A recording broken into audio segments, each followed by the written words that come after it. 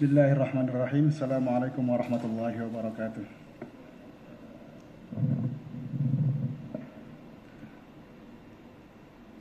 Alhamdulillahi rabbil alamin. Wassalatu wassalamu ala nabiyyina Muhammadin wa ala alihi wa ashabi ajma'in.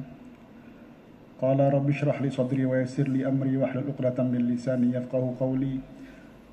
Allahumma anfa'na bima 'allamtana wa 'allimna ma yanfa'una wa dhakkirna ma nasina wa a'mi 'anna a'yunadh dhalimin wal hasidin ya dzal jalali wal ikram. Rabbana iftah bainana wa baina qaumina bil haqqi fa anta khairul fatihin. Allahumma ij'alna mimman yastami'una al qawla fayattabi'una ahsanahu. Amin ya rabbal alamin. Qala al-musannif rahimahullahu ta'ala wa nafa'ana bihi wa bi'ulumihi fid dharain fid dunya wal akhirah. Bersyukur kepada Allah dengan mengucap alhamdulillahi rabbil alamin, bersalawat kepada Nabi dengan mengucap Allahumma salli ala Muhammadin wa ala alihi wa ashabi ajma'in. Jamaah yang dimuliakan oleh Allah Subhanahu wa taala, insyaallah siang ini kita akan melanjutkan kajian kitab Bulughul Maram dengan syarahnya Ibanatul Ahkam. Pada sebelumnya kita sudah sampai kepada hadis tentang adab atau hukum menggunakan sandal atau alas kaki. Pada kesempatan ini kita akan beralih kepada hadis yang membahas, ya sempat menjadi perdebatan yang kontroversial di Indonesia gitu, terkait dengan isbal atau man jarra thawbahu khuyala. Baik, hadisnya ini dalam syarahnya kita lanjutkan hadis ke-14 pada Babul Adab. Bismillahirrahmanirrahim. Wa 'an ibni Umar radhiyallahu anhuma qala Rasulullah sallallahu alaihi wasallam la yanzurullah ila man jarra thawbahu khuyala. Muttafaqun alaih. Akhrajahul Bukhari fil hadits. Ini Bukhari mengeluarkan hadisnya di nomor 5783 dan Muslim mengeluarkan hadisnya dalam hadis nomor 2085. An Ibni Umar radhiyallahu anhuma, dari Ibnu Umar radhiyallahu anhuma, qala, berkata Ibnu Umar, qala Rasulullah sallallahu alaihi wasallam, artinya ini hadis adalah hadis qauli. Bersabda Nabi Rasulullah sallallahu alaihi wasallam, bunyi matanya, la yanzurullaha, Allah tidak berkehendak, tidak akan melihat, ila man jarra thawbahu khuyala, kepada orang-orang yang menjuntaikan, memanjangkan thawbahu, atas pakaiannya, khuyala, dengan dipenuhi rasa kesombongan.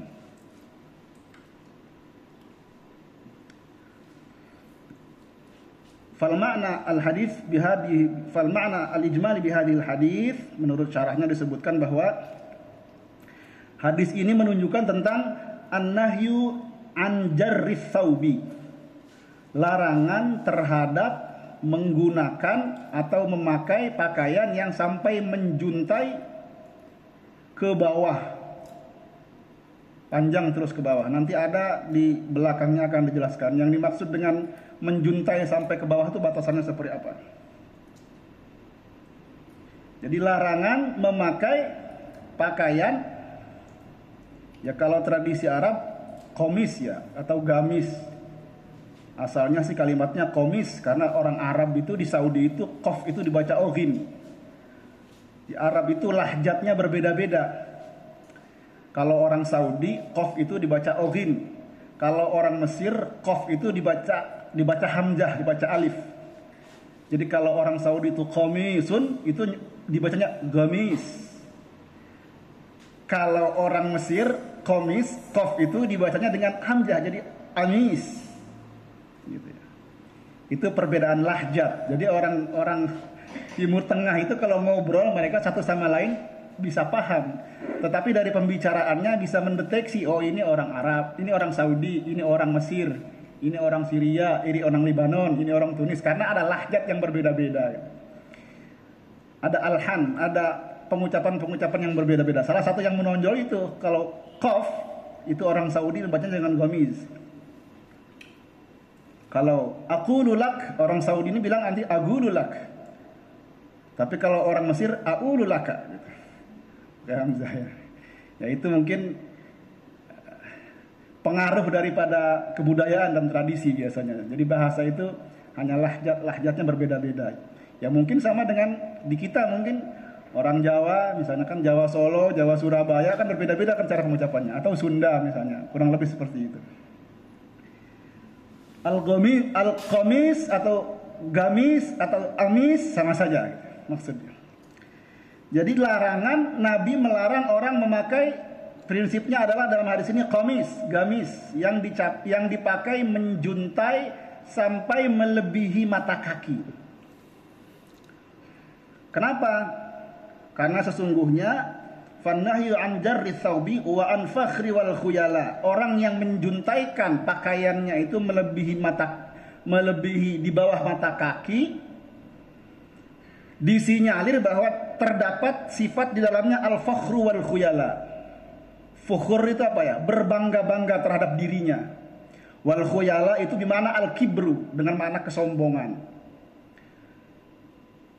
Orang-orang Arab pra-Islam, bahkan kemudian masuk ke setelah Islam datang, tradisinya orang-orang sana itu untuk yang laki-laki, para pemuka-pemukanya, pembesarnya, uzomanya itu, kalau memakai qamis, gamis, atau kalau orang Mesir menyebutnya jalabiyah, sama saja.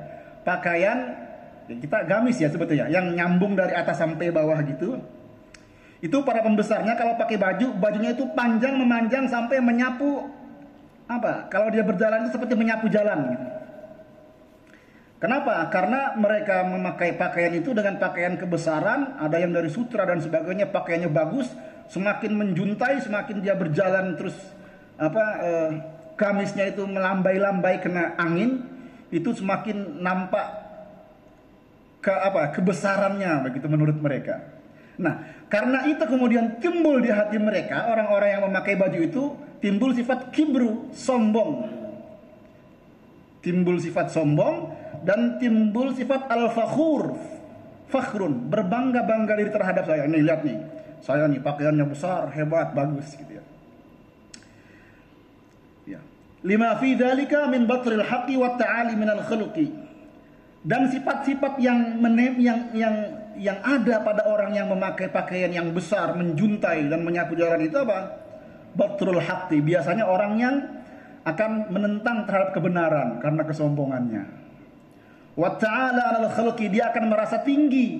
Bahkan sifat tinggi dan sifat yang a'la itu tidak boleh dimiliki oleh hamba. Sifat al-a'la itu hanya boleh dimiliki oleh Allah Subhanahu wa taala, Sang Khaliq. Falidzalika istahaqqa fa'ilu dzalika alla yanzura ilaihi rabbahu nadra rahmati yaumal qiyamah. Maka karena dia berpakaian yang seperti itu kemudian menimbulkan muncul dalam hati jiwa pikirannya sifat sombong, kebesaran dan berbangga-bangga dirinya itu, istahaqqa fa'ilu dzalika, maka berhak atas orang-orang tersebut az-zammu, teguran, atau Allah kemudian la yanzuru ilaihi, Allah tidak ingin melihatnya, tidak ingin memandangnya di hari kiamat nanti, nazra rahmati yaumil qiyamah, dengan pandangan yang penuh rasa kasih sayang dan rahmah. Karena sebagai seorang muslim kita wajib mengimani orang yang muslim yang sampai dengan nafas terakhirnya masih memegang keimanan maka kelak di hari kiamat, di hari kebangkitan, kita akan dipertemukan di yaumul hisab dan dapat bertemu dengan Allah. Banyak hadis yang menyebutkan. Salah satunya hadis yang terkait dengan orang puasa. Lis-shaimi farhatani. Farhatun inda iftar wa farhatun inda liqa'i rabbih. Orang yang berpuasa itu punya dua kebahagiaan. Pertama, ketika berbuka puasa senang karena puasanya sudah selesai. Yang kedua, kesenangannya adalah inda liqa'i rabbih. Orang muslim, orang berpuasa itu nanti akan bertemu nanti dengan Allah di hari kiamat, di hari pembalasan, di hari penghitungan, bertemu dengan Allah. Walaupun para ulama mutakallimin dalam ilmu kalam dan ilmu kalam yang bahas tentang ini ya, ilmu kalam berbeda-beda memaknai tentang bagaimana kita bisa bertemu dengan Allah, zat yang maha agung, zat yang maha tinggi, bahkan zat yang tidak bisa kita pikirkan, tidak bisa kita jawantahkan zatnya, karena Allah itu bukan zat seperti biasa. Ya, ada yang kemudian sebagian mutakallimin yang coba mentaswirkan gitu kan. Walaupun ini sebagian ada yang mengharamkan. Kenapa? Karena salah satu rasul yang pernah bertemu langsung dengan Allah sebelum hari kiamat itu adalah Nabi Musa alaihi salam ketika di Gunung Turi Sina. Wa kallamallahu Musa taklima. Musa itu kalamullah, kenapa? Karena dia pernah sebelum meninggal di Gunung Turi Sina itu pernah dia ditampakkan, pernah bertemu dengan Allah.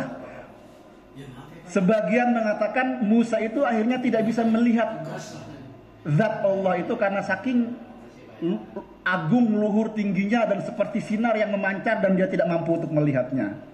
Sebagian lain mutakallim mengatakan kita tidak perlu membicarakan itu, tidak perlu mendebatkan tentang itu, karena cukup keimanan kita, keyakinan kita, zat Allah itu zat yang tidak ada persekutuan di dalamnya, tidak bisa disekutukan, tidak disamakan, tidak boleh disamakan zatnya. Pokoknya intinya kita meyakini kita akan bertemu dengan Allah kelak di hari kiamat.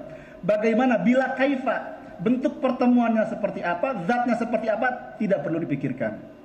Ya, itu bagi mutakallimin yang bermazhab Asy'ariyah ya.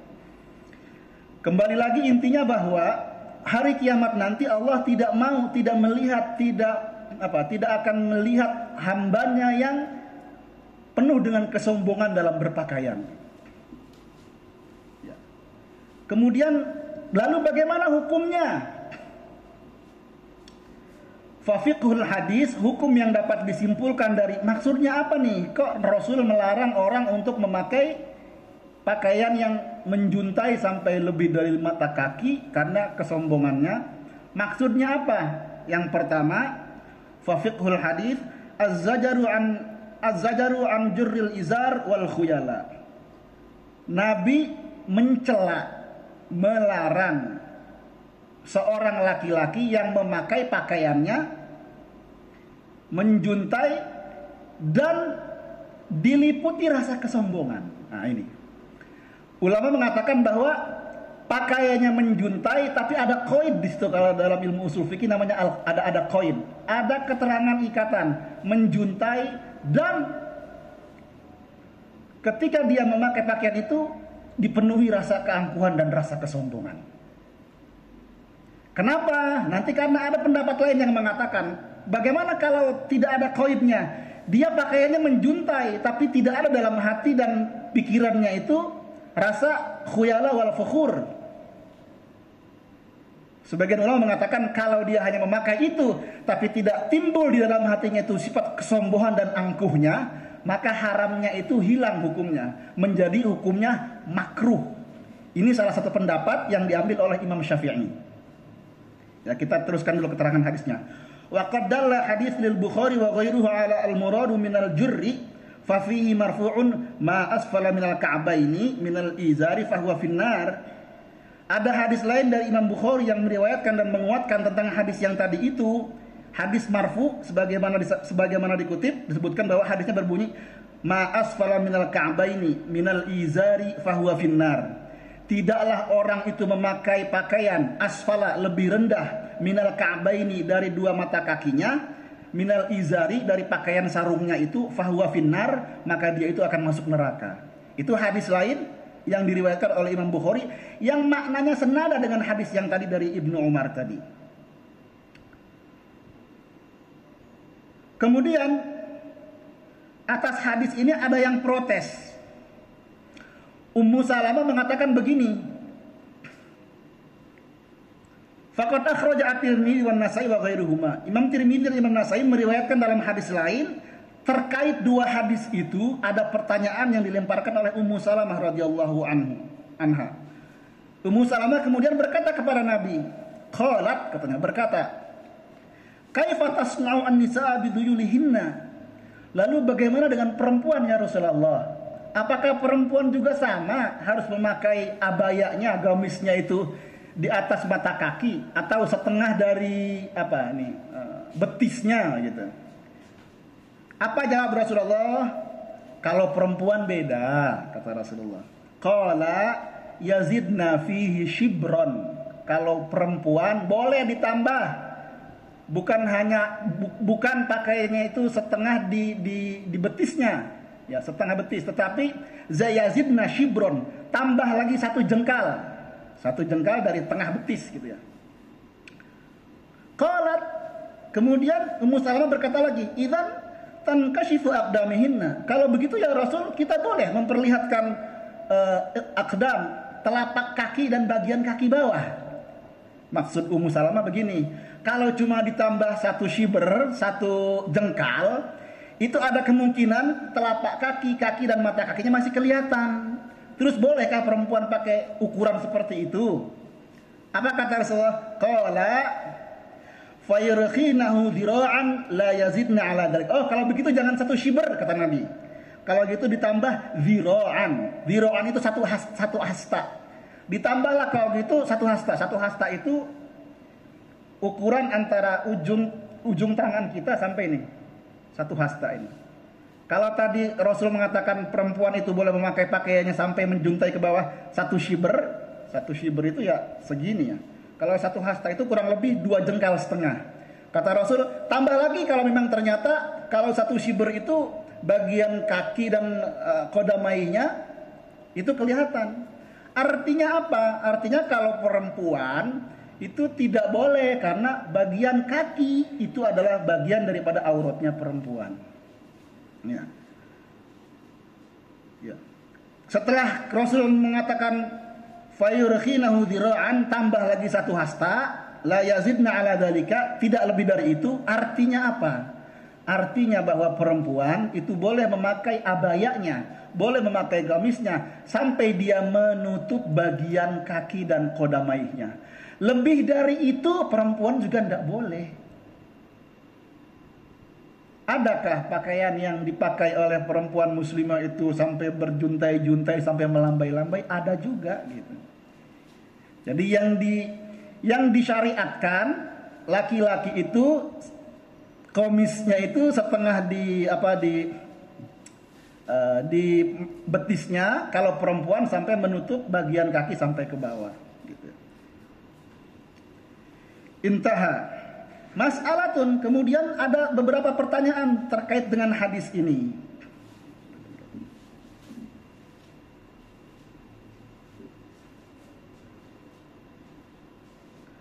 Halin nahyu liman jami'a bainal jurri wal khuyala.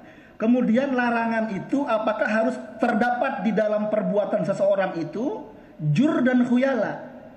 Artinya larangan keharamannya itu harus ada dua itu. Al-jurrunya, ada melambainya, ada khuyalanya, ada kesombongannya. Al-jawabu ala dzalika, maka dijawab atas hal tersebut, ma akhrajahu al-Bukhari wa ghairuhu an Abi Bakrin annahu lamma sami'a hadzal hadits qala inna izari yastarkha illa an ata'adahu. Faqala Rasulullah sallallahu alaihi wasallam innaka lasta mimman yaf'alahu khuyala.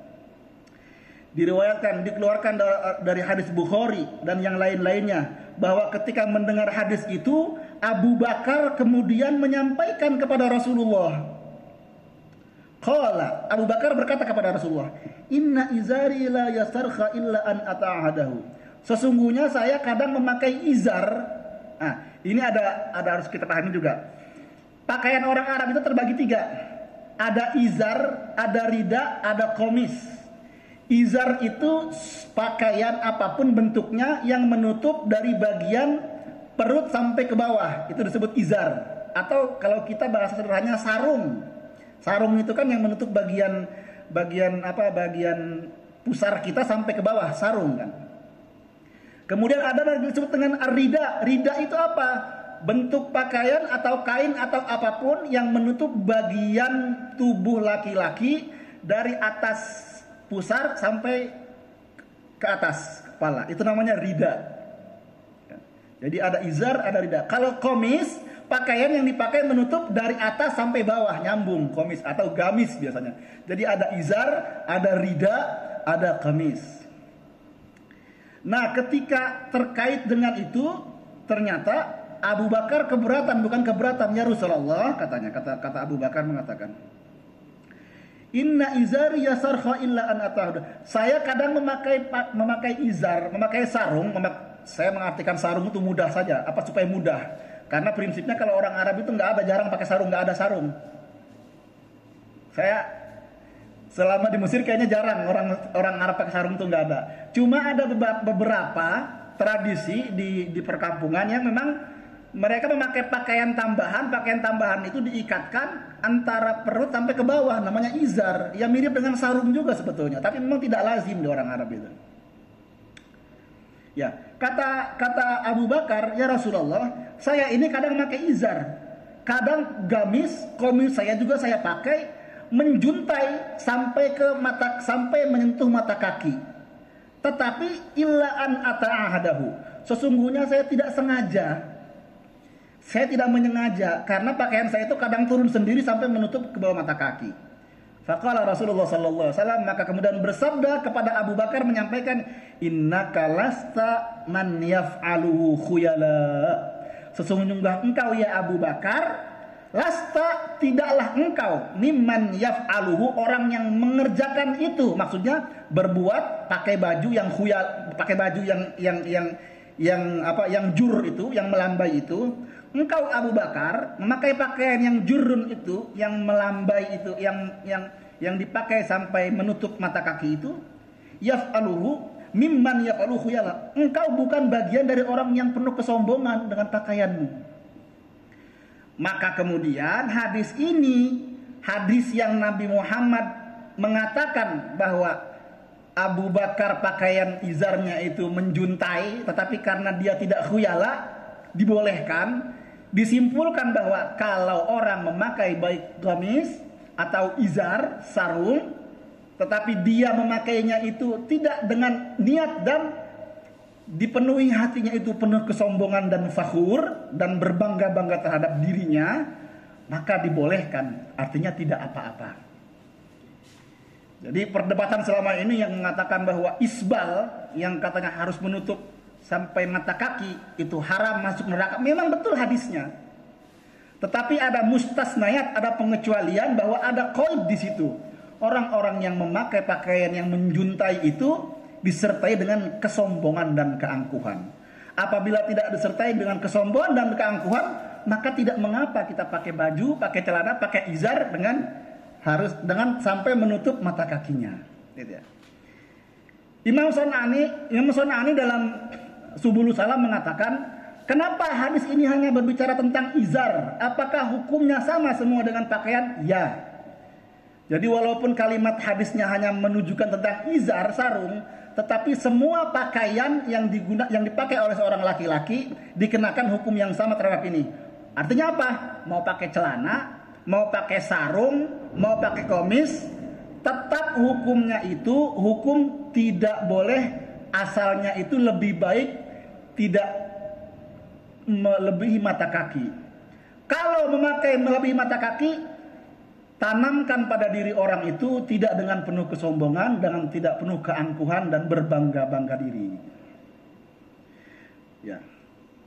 Inilah kemudian dalam hadisnya disebutkan, lakin qad yakunu al-jurru li ghairil khuyala ka'adatin wa nahwi dzalika wa ka'annahu ala hadza yafhamu kalam Ibnu Abdul Bar wa Nawawi wa man qablahu ma asy-Syafi'i alladzi nassu ala al-karahah. Oleh karenanya maka al-jurru li ghairil khuyala, memakai pakaian yang menjuntai tanpa adanya rasa kesombongan dan keangkuhan.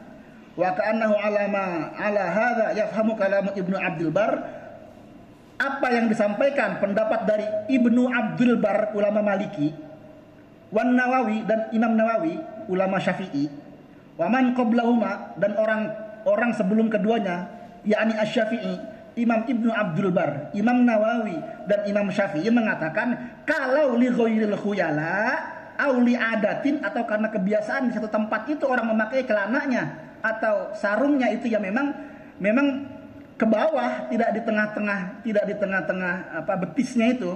Apa katanya? Itu tidak haram, tapi makruh. Makruh itu apa? Dikerjakan tidak mendapat dosa, tapi kalau ditinggalkan mendapat pahala. Artinya apa?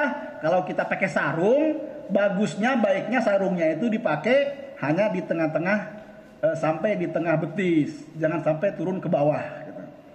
Makruh. Kalau kita mengamalkannya, kita dapat pahala. Tapi kalau kita melanggarnya, oh enggak lah, saya emang enggak enak. Kayaknya kalau sampai betisnya itu setengah betis doang, kelihatannya agak cingkrang dan gimana ya, pokoknya enggak nyaman aja. Dia memakailah pakaian atau sarung atau celananya turun sampai ke mata kakinya, tidak mengapa. Dengan syarat, kata Imam Syafi'i, li'adatin, karena kebiasaan di masyarakat itu dianggap itu hal yang biasa, bukan karena kesombongan seperti yang terjadi di Arab sana. Imam Ibnu Abdul Bar, Imam Nawawi dan Imam Syafi'i mengatakan boleh, tetapi hukumnya makruh, tidak haram. Namun wa farraqa jama'atun baina an takuna azyada al-mamnu'ah natijatun an istirhai fala takrah.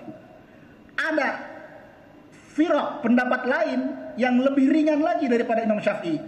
Kalau tadi itu mengatakan sebagian ulama termasuk dalam dalam Bulughul Maram ini mengatakan hukumnya pertama haram, Imam Syafi'i dengan Ibnu Abdul Bar dan Nawawi mengatakan makruh, gitu kan? Haramnya dengan syarat, dengan kaid makruh. Ada lagi yang mengatakan wa farraqa jama'an an takuna azyada amamnu'ah natijatun an istirkha fala takrah. Kalau diyakini bahwa itu sudah orang melihat orang pakai pakaian yang menjuntai itu bukan kesombongan, enggak apa-apa. Tidak lagi hukumnya makruh, tetapi jaiz. Ya. Oleh karenanya, maka fafaidatuhu, kesimpulannya ada tiga hukum terhadap orang yang memakai pakaian izar, celana, apapun, karena Imam Son'ani menentukan hukumnya sama. Ada 3 hukum. Pertama, kalau dia memakai pakaian izar, celana, apapun itu bentuknya, yang menjuntai sampai menutup mata kakinya, dipenuhi dengan rasa kesombongan, rasa keangkuhan, maka hukumnya menjadi haram. Kalau dia memakai sesuatu pakaian itu yang menjuntai itu tidak dipenuhi dengan rasa kesombongan dan keangkuhan, saya biasa saja karena di tengah masyarakat biasa, maka menurut Imam Syafi'i hukumnya makruh. Pendapat yang ketiga, pendapat yang tidak disebutkan siapa orangnya, tapi firaqun minal jamaah. Sebagian ulama mengatakan bahwa kalau dia memakai pakaian itu menjuntai, tidak dipenuhi rasa kesombongan, adat kebiasaan di satu tempat itu tidak mengartikan, tidak kemudian menyimpulkan kalau orang itu pakai pakaiannya menjuntai itu sombong, maka bukan lagi haram, bukan lagi makruh, tapi hukumnya jaiz atau boleh. Hadirin yang dimuliakan Allah Subhanahu wa taala, jadi summa katanya nukila al-qadhi Iyad 'anil ulama karahatun kullama zada 'alal 'adah wa 'alal mu'tad al-libas min at-thil was-sa'ah. Seorang qadil qudat. Iyad ini adalah seorang qadil qudat, seorang ketua, ya, semacam ketua mahkamah agung lah gitu. Di Syria kalau tidak salah, qadil qudat. Beliau menyampaikan bahwa kesimpulannya bahwa sepanjang orang itu bisa menjaga diri dari sifat angkuh dan sombongnya, maka pakaian yang dipakainya itu menjuntai tidak mengapa, apalagi dalam adat biasaan dalam satu tempat, memaknai bahwa orang yang memakai pakaian seperti itu tidak termasuk orang yang berbangga-bangga diri dan berangkuh-angkuh diri. Demikian jamaah yang dimuliakan Allah Subhanahu wa taala, hadis ini satu panjang, tetapi intinya bahwa sekali lagi isbal itu memang haram, hati-hati. Tetapi haramnya ada qaidnya dalam ilmu usul fikih. Maka silahkan saja orang yang berkeyakinan saya nyamannya pakai celana yang tidak isbal, yang ngatung sedikit, ya nggak apa-apa, nggak usah dilecehkan, ada hadisnya. Pun ada orang yang memakai celana sampai menutup mata kaki, ya dia mengambil pendapat yang kedua tadi itu, sepanjang dia tidak membangga-banggakan dirinya, tidak terdapat al-kibr wal khuyala dalam dirinya. Jadi tidak perlu ada, ya beberapa tahun yang lalu mungkin sempat ada perdebatan tuh yang ini kelompok cingkrang, ini kelompok tidak cingkrang, nggak usah ribut-ribut yang begitu. Saya kira kalau ngajinya tuntas nggak perlu ribut, karena semua itu mu'tabarun, pendapatnya ada, semua disandarkan, ulama-ulama yang menyampaikan juga pendapat yang mu'tabar. Mau pakai pakaian izarnya itu di atas mata kaki, monggo. Tidak, ya silahkan, berarti dia merasa bahwa dirinya memakai itu tidak ingin menunjukkan kesombongannya. Demikian saya kira ini satu hadis cukup bermanfaat, mudah-mudahan yang benar itu datangnya dari Allah, yang salah itu adalah datangnya dari kami hamba Allah yang masih fakir, yang masih banyak belajar. In uridu ilal islah. Wassalamualaikum warahmatullahi wabarakatuh.